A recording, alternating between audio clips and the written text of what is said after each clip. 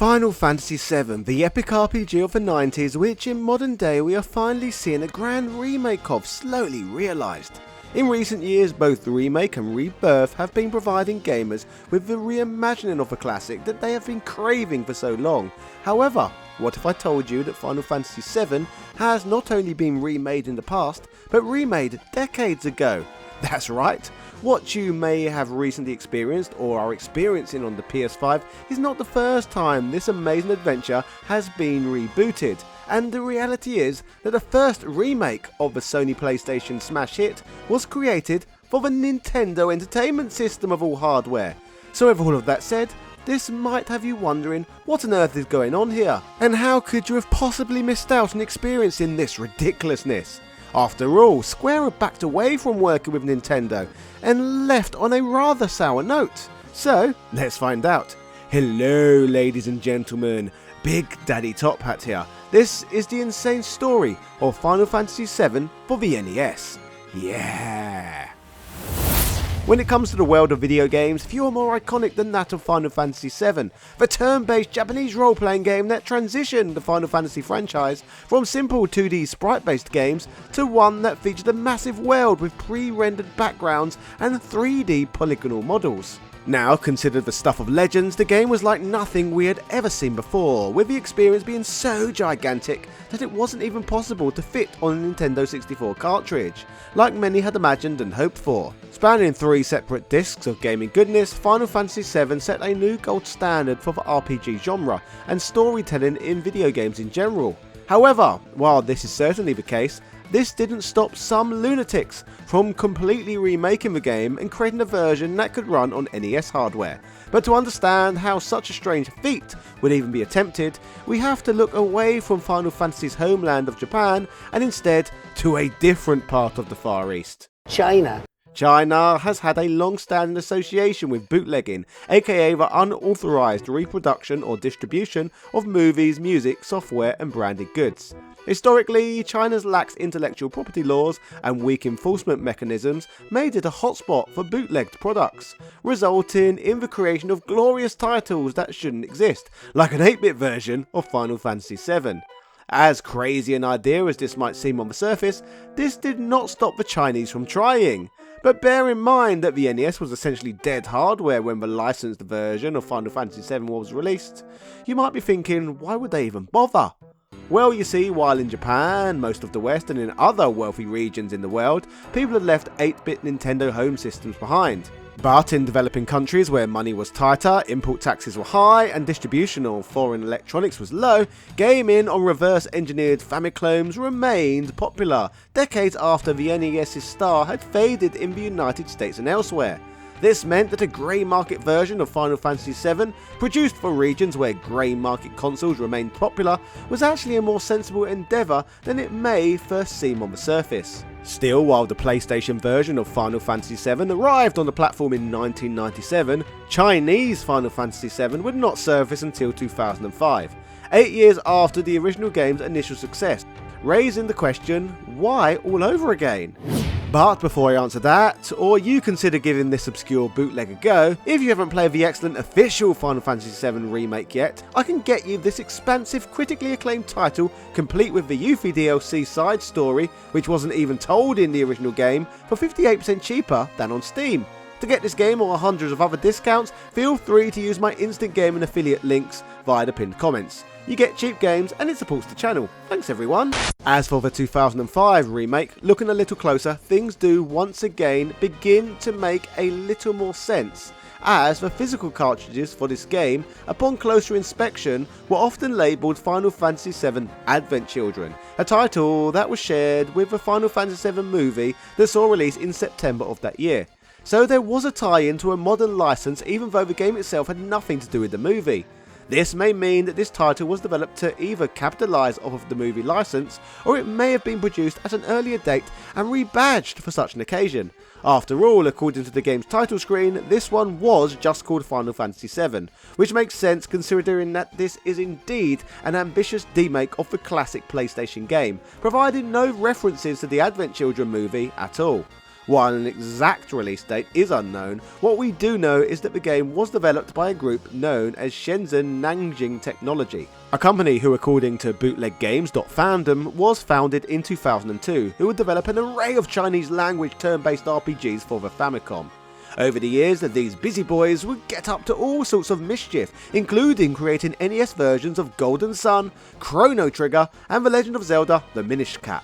And through their misadventures of ripping graphics and music from other games to place in theirs, many view Final Fantasy VII as their piracy magnum opus, and the very title that is most intriguing to play of the bunch.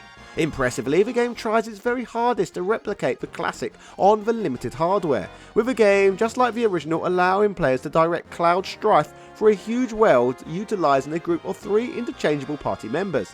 Essentially, if you have played the Sony PlayStation original, or even the modern retelling for that matter, you will be completely familiar with what is going on throughout.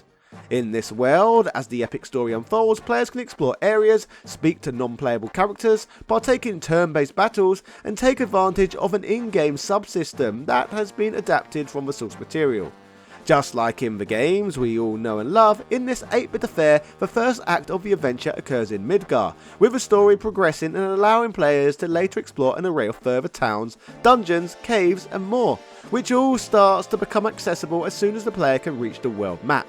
Amusingly, a feature that the 2020 PS4 remake didn't include. As for the world map, once again, like the original, certain areas are blocked off by water, mountains and other geographical obstacles whereby, like tradition, these can be overcome by riding chocobos or obtaining motorised vehicles, allowing progress to be made through the game. Battles, as one would expect, kick off in many cases via random encounters, and if you have played a lot of early Final Fantasy games, then I don't need to explain how these play out. Winning them, as expected, results in experience points being awarded, and allows players to level up and gain gil to spend in the in-game stores. A classic Final Fantasy feature that has been in place since the original title released on the NES way back in 1987. The materia system also sees a return, but it functions differently from the PS1 classic. Materia can only be used a certain number of times before it must be recharged in the game's magic shops. Using the same materia over and over again in battle does still make materia more powerful though, an element shared with the original game. As for the graphics, art and design of this game, it seems like the Chinese team that developed this title utilised many of the same techniques that the Hummer team, the mysterious Taiwanese development house who would demake games to run on the NES, such as Super Mario World, Link to the Past, Street Fighter 2 and even Donkey Kong Country had used previously. It seems that to make this version of Final Fantasy VII, the team from China would borrow multiple graphical assets from Final Fantasy games that can be found on the Super Nintendo, take them, convert them to 4 colour palettes, and then place them in their game on Famicom hardware. Still, despite this title's shady origins, it is quite a sight to behold, especially seeing so many features from such an era-defining game be included in this 2-dimensional demake.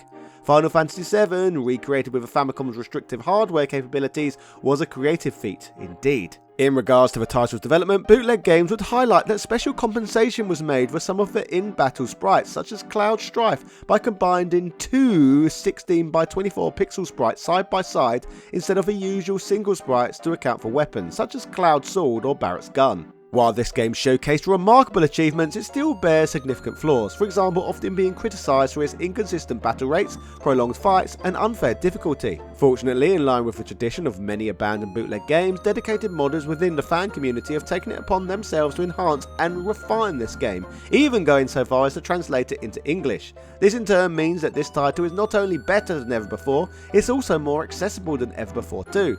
Destructoid.com recounts the story of one such fan hacker, known as Lugia2009, who shares a common affinity with many of us for the original Final Fantasy VII. Their passion for the game inspired them to embark on a project to create a demake of Final Fantasy VII, with 8-bit graphics for the PC using RPG Maker 2000. However, they were astonished, like perhaps some of you watching today, that a team in China had already accomplished such a feat years previously. Learning of this, instead of embarking on the daunting task of creating the Final Fantasy VII game from the ground up, Lugia opted to enhance and refine the existing one. Starting with modest steps, Lugia delved into learning the intricacies of an NES tile editor, enabling them to modify the game's graphics. Initially, they made minor adjustments such as enhancing playable characters and enemy sprites. As they honed their skills, they progressed to more significant alterations, including tweaking the game's music and turn-based mechanics. With time and practice, they gain proficiency, allowing them to experiment with various aspects of the game. However, despite assistance from fellow enthusiasts in the vibrant fire and hacking community, the process of improving the game was no small feat. Spanning 4 years, the endeavour was extensive in scope, making the editing process anything but swift. One significant change involved overhauling some of the game's graphics. It was observed that a considerable portion of graphics in the Chinese version had been directly lifted from Final Fantasy III. In order to imbue the fan version with a greater sense of authenticity compared to its Chinese counterpart, Lugia meticulously juxtaposed the original renders from the PlayStation version with their bitmap tiles, striving for the closest possible resemblance. For those familiar with the original Final Fantasy VII, particularly veteran gamers, the game's cinematic cutscenes were a standout feature. However, replicating such cinematic flair on NES-style hardware was simply unfeasible. Consequently, the Chinese version of the game lacked any inclusion of cutscenes. However, Lugia didn't let this obstacle deter them. In place of the missing cutscenes, they took it upon themselves to introduce 8-bit cutscenes to the game, aiming to evoke a sense of faithfulness to the original. They even went as far as creating pixel illustrations to enhance the overall experience. This additional touch, I believe, adds a depth sorely lacking in the Chinese version. The culmination of Lugia's efforts resulted in the final iteration of the game, now known as Final Fantasy VII Restoration, being completed and released online to the public in 2013. Thanks to the myriad improvements made over the course of 4 years, there's little doubt that this stands as the definitive version of the game, at least within the realm of 8-bit remakes anyway.